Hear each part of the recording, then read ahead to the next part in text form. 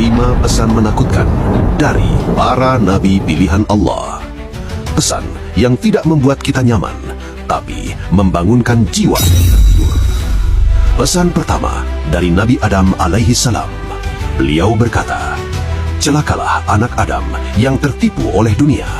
Padahal dunia hanyalah 3 hari. Yang telah berlalu tak akan pernah kembali.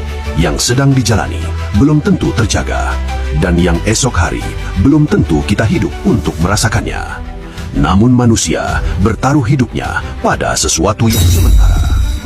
Pesan kedua dari Nabi Nuh alaihi salam. Menjelang wafatnya beliau berkata, "Dunia ini hanyalah rumah dengan 2 pintu.